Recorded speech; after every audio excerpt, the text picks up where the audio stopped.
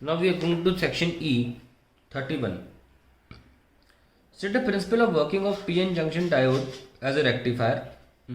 Explain with the help of circuit diagram the use of PN diode as a full wave rectifier.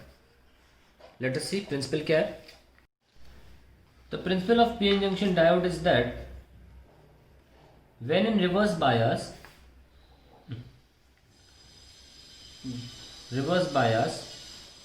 it does not conduct.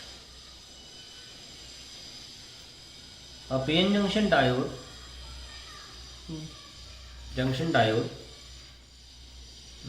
is hence unidirectional, that is, it only conducts when in forward bias. तो ये इसका principal है. आप छोटे में भी लिख सकते हैं जैसा मन चाहे. ठीक है. तो प्रिंसिपल ऑफ वर्किंग ऑफ हो गया. Explain with the help of diagram the use of PN diode as a full wave rectifier. अब क्या करते हैं, सपोज हमारे पास एक ये क्या करता है रेक्टिफायर, पहले देख लेते हैं. फुल वेव रेक्टिफायर ये हम बनाने जा रहे हैं. Converts AC to pulsating DC. तो ये हमारे पास AC है.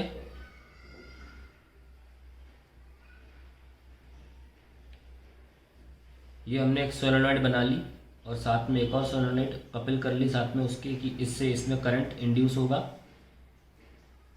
और हमने यहाँ पे एक डायोड लगा दिया PN और यहाँ भी एक डायोड लगाया दूसरा. दो लगते हैं इसमें. और बीच में से एक तार लेकर एक रेजिस्टर लोड यहाँ लगा दिया और ऐसे बंद कर दिया. इस लोड के अक्रॉस हम पावर लेते हैं, आउटपुट वोल्टेज. काम डायग्राम बनाने जाएंगे यहाँ पे. इनपुट कैसा है, इनपुट तो ऊपर नीचे क्रैश एंड ट्रफ दोनों है. आउटपुट देखते हैं कैसा होता है. अब जैसे कि ये हम साइड ले लेते हैं यहाँ पे A एंड B. इस पहली हाफ साइकिल में, ये फर्स्ट हाफ साइकिल है ना, let in the first half cycle of input voltage A B positive, ये वाला पॉजिटिव हो जाएगा और ये negative. And A B positive and B B negative. Then इसको डायोड 1 बोल दें, इसको diode 2. D1 will be forward biased and D2 will be reversed biased. Hence अब देखिए यहाँ पे तो करंट जाने का नहीं, ये नेगेटिव हो गया ना, तो करंट यहाँ से जाएगा और ये रिवर्स बायस हो गया. करंट यहाँ पे ये माइनस है, तो ये एक तरह से ओपन सर्किट की तरह काम करेगा. मतलब इस ब्रांच में करंट जाने का ही नहीं. तो करंट केवल ये वाला ही रोड में फ्लो करेगा ऊपर D1 की वजह से. D2 reverse bias hence. और अगर मैं इसका नाम लिख दूँ सपोज Q एंड P, इस जगह को PQ लिख दूँ. Hence current flows through RL from Q to P, ऐसे फ्लो करेगा. और ये and we get the output as shown in figure B. तो यहाँ B फिगर मान लो, ये A फिगर मान लो. यहाँ पे हमको आउटपुट मिल जाएगा ऐसे.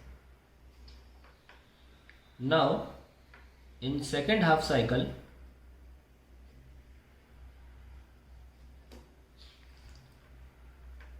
B पॉजिटिव होगा. ये वाला जो B है पॉजिटिव, तो मैं कॉमन लगा के इसको पॉजिटिव लिख लेता हूँ. And A will be negative, common negative. D2 will be forward biased and D1 reverse biased. अब करंट यहाँ से जाएगा, फिर से Q से P जाएगा ना। हाउएवर करंट फ्लोज फ्रॉम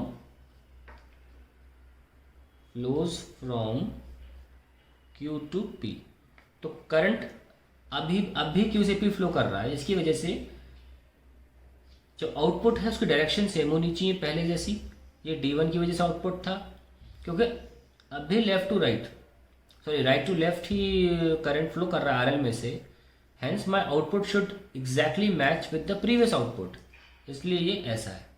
दूसरे में भी हमें ऐसे मिलता है। तो दो रीज़न है, एक तो कैसे हमारा D1 फॉरवर्ड बायस हो रहा है, फिर D2 फॉरवर्ड बायस हो रहा है, अलग अलग हाफ साइकिल में, एक हाफ साइकिल में। दूसरा बहुत इंपॉर्टेंट काम ये है कि कैसे ये वेव पलट रही है 180 डिग्री, ऐसे से होकर उल्टा कैसे हो रही है। इसके एक कारण ये है, आप ऐसे समझा सकते हैं कि अभी भी Q से P करंट जा रहा है इसमें, अभी भी, इसलिए वेव फॉर्म जो पहले थी ऊपर, अब भी ऊपर ही होनी चाहिए, और ऐसे you can continue. D1 as we see in both half cycle input,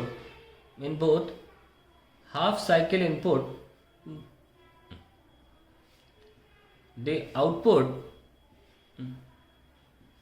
is always from Q to P. Hence, the waveforms will be in same direction. Same direction बोल सकते हैं, सेम डायरेक्शन। तो ये बहुत बड़ा रीज़न है कि क्यों आपकी वेव फॉर्म ऊपर ही बन रही है। तो वेव रिवर्सल का एक रीज़न ये एक और है। एक और वेव रिवर्सल का रीज़न ये लिख सकते हैं, in first half cycle the current in upper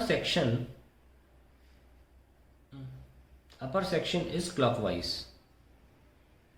yes और नो, आप देख सकते हैं कि करंट अपर सेक्शन में क्लॉकवाइज है और दूसरे सेक्शन में एंटी क्लॉकवाइज हो गया था। हाँ, and in second half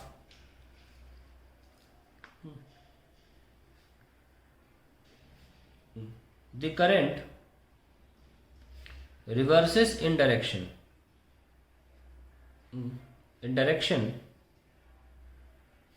that is anti-clockwise,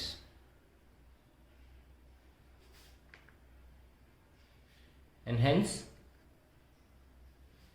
the waveform also reverses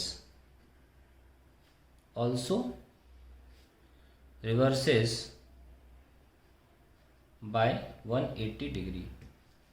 तो यही रीज़न है कि यहाँ पर वेव जो है पलट जाती है, एंटी क्लॉकवाइज है, ये क्लॉकवाइज है।